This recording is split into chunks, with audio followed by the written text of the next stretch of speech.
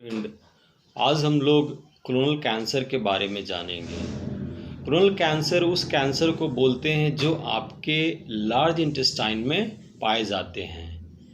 शुरुआती स्टेज में ये कैंसर आपके बॉडी के अंदर पॉलीफॉर्म में बेनाइन ट्यूमर के रूप में होता है, जो आगे चलकर कैंसरस ट्यूमर में कन्वर्ट कर जाता है।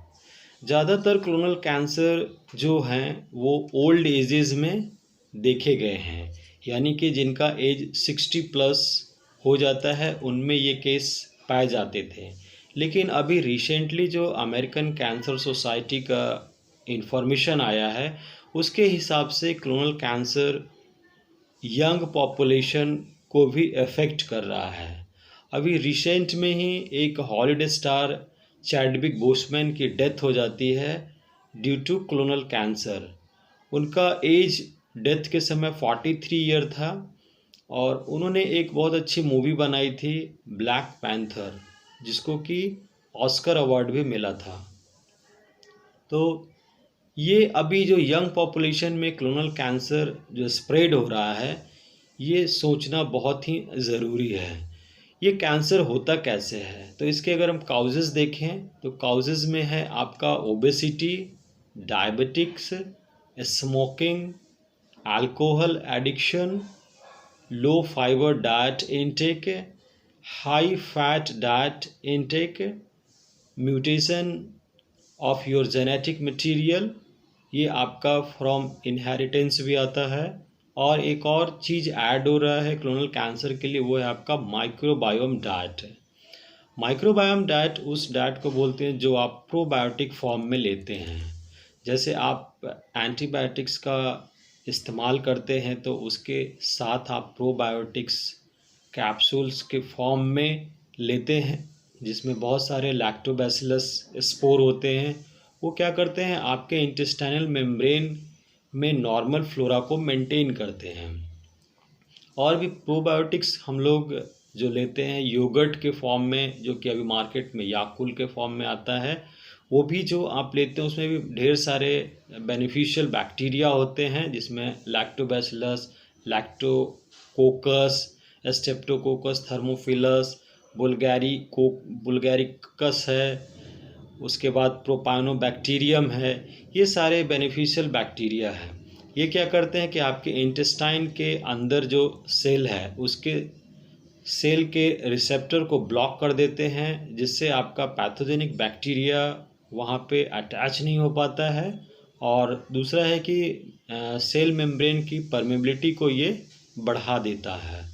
तो इस तरह से जो आपका माइक्रोबायोम है, ये इंटेस्टाइनल मेम्ब्रेन को प्रोटेक्ट करते हैं। लेकिन अभी रिसेंट इन्फॉर्मेशन में बताया गया है कि microbiomes also initiate the clonal cancer, but how it is happen it's not clear at present time। लेकिन मेन जो कारण है क्लोनल कैंसर का वो है आपका obesity, diabetics, smoking, intake of alcohol and low fibre diet, ये सब मेजर कारण हैं।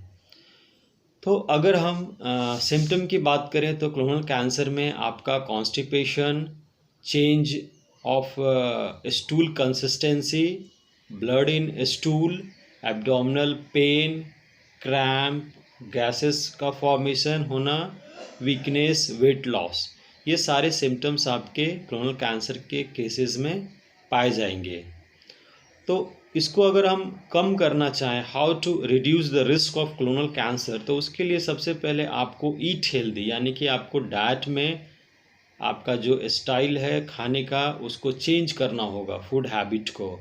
जैसे आप हाई फाइबर डाइट लेना शुरू करेंगे, होल ग्रेन लेंगे, वेजिटेबल्स फ्रूट्स ज़्यादा लेंगे, अल्कोहल इनटेक बंद कर देंगे या कम करेंगे, स्टॉप स्मोकिंग। स्मोकिंग करने से आपका जो ट्यूमर है जो नॉन कैंसरस है वो कैंसरस में कन्वर्ट हो सकता है। हेल्दी वेट मेंटेन करना है, यानी कि ओबेसिटी में हमें नहीं जाना है। Obesity is also causing factor of clonal cancer.